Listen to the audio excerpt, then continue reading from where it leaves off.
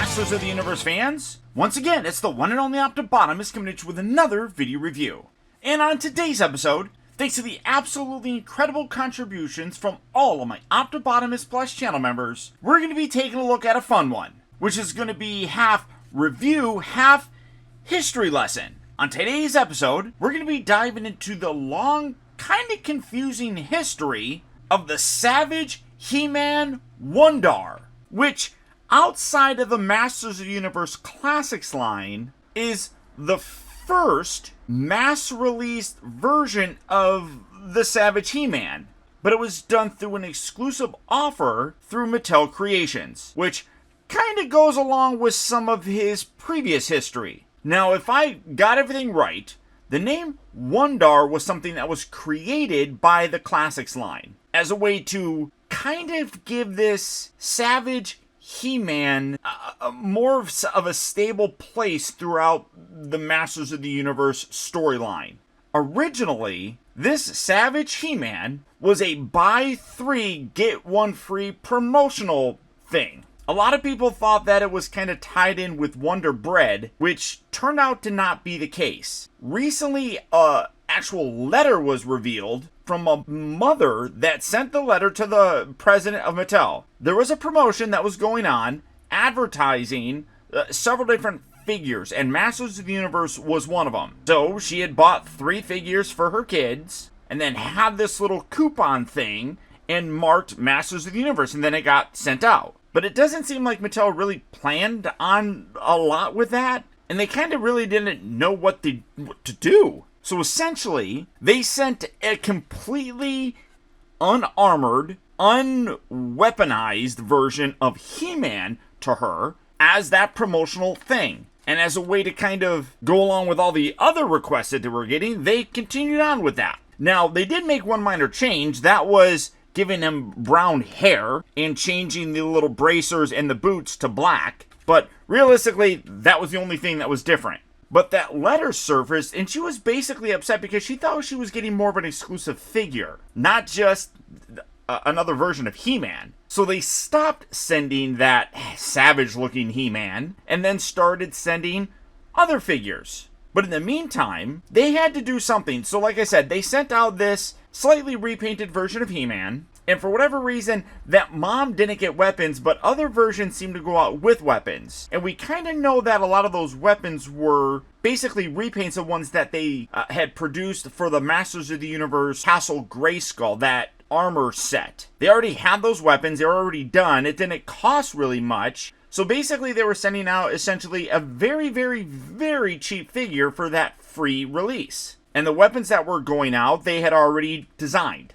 But after a while, that promotion kind of fizzled out, but they had a lot of extra figures like this. Because remember I said that they stopped sending those ones out, and they started using other figures. So they started kind of giving these ones away just as promotional things to, people at like conventions, things like that. But they had a lot of those weapons as well. And that's why the very next figure that was released in the vintage line, Manny Faces, came with an exorbitant amount of weapons, because they had all those extra weapons lying around from this guy that they had already gotten rid of, but they needed something to do with those weapons, so they gave them to Manny Faces. It wasn't until the Classics line came around that decided to create this WUN-DAR sort of He-Man, and giving him a backstory that he comes from hundreds of years before He-Man and helped the goddess and all that kind of stuff. So it kind of created more of a canon for him, which is actually really cool when you think about it. But the term WUN-DAR came around because of that whole rumor that he was a Wonder Bread exclusive. That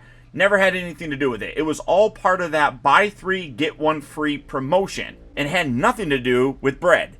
But when the Classics line decided to do WUN-DAR, they did include a little accessory that was a loaf of bread to kind of homage that Wonder bit, because when that Classics figure came out, that letter from that mom was not discovered by that point in time. So it was still kind of a blurry kind of situation where they thought maybe it was a Wonder Bread promotional thing. So that was a cool little nod, I suppose. But now we basically know the real history, and it's still really cool that Mattel recognizes this and decide to give us kind of like our very first mass release vintage version of that. Now, as being part of the whole Mattel Creations line, it does come in this really nice mailer box with the Savage He-Man right there. Come around to the back, you have a more of an action pose form, which all that looks really cool. And then when you come around to the actual box, it's very similar to all the other Masters of the Universe Origin figures. You got a cool image of them there. You got the rocks breaking out right there. Retro play, new for 2022, although this is now 2023, but whatever.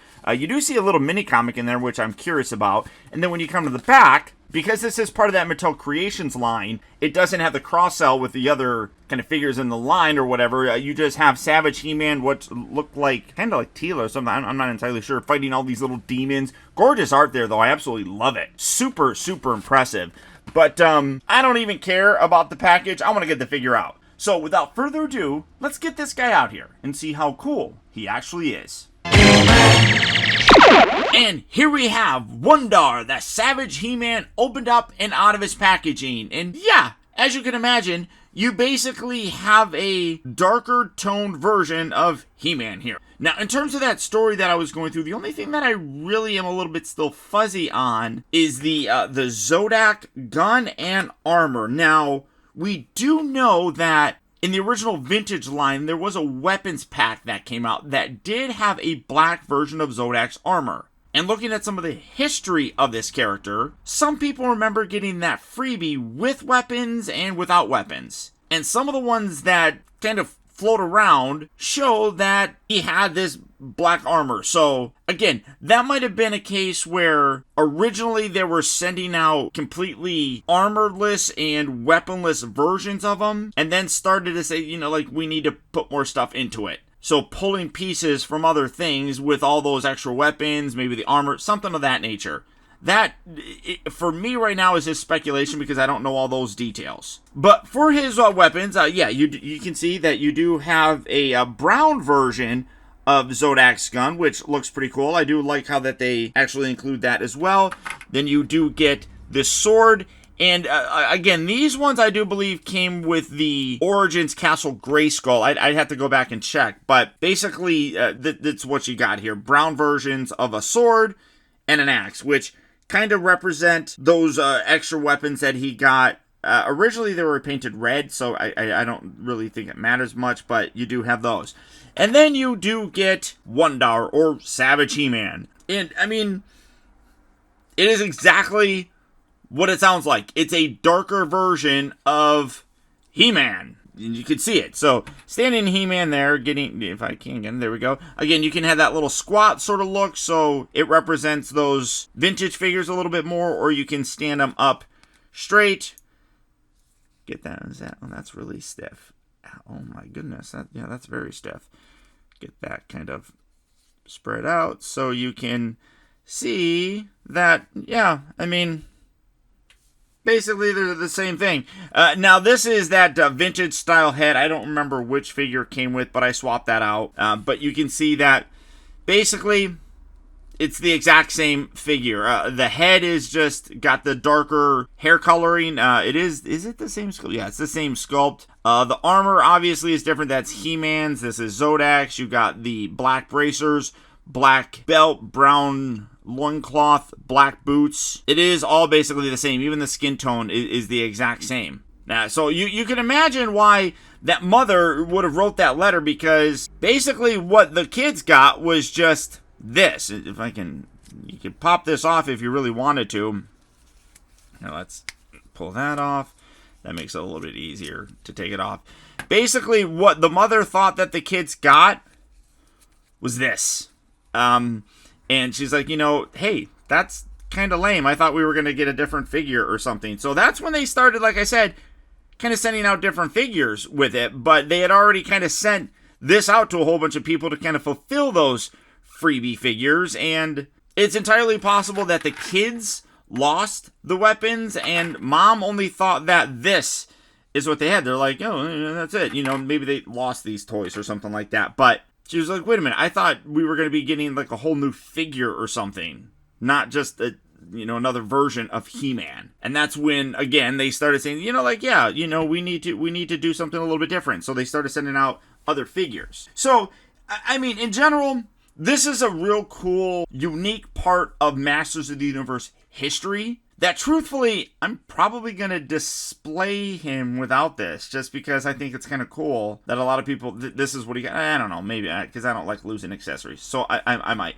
But, like I said, it's a really fun, cool bit of Masters history that I really do appreciate a couple things. Number one, Scott Knightlick, who I'm not a very big fan of. I'll just say that right now. I do appreciate his time with the Masters of the Universe Classics, and how he was able to create kind of a backstory for WUN-DAR or Savage He-Man, I guess. That's really cool, and I do appreciate that. But also, I gotta give props to the Mattel team now for giving us this figure, to give us they're finally giving us a mass release version of Savage He-Man, something that was originally just going to be a cheap, easy way to kind of send out to people to fulfill that buy 3 get 1 free promotion. And now here we have it, and it's really cool. And I know that this sold out very, very quickly. I know a lot of people were very upset because they were not able to get it.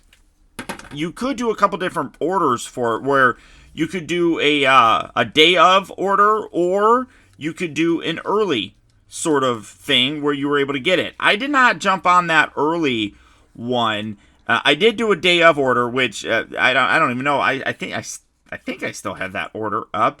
I might have canceled it because during Christmas time, this actually dropped again on the Mattel Creations website, and people were able to pick this up, and I was able to pick it up, and I was very happy with being able to do that. I don't know. I have to go back and check.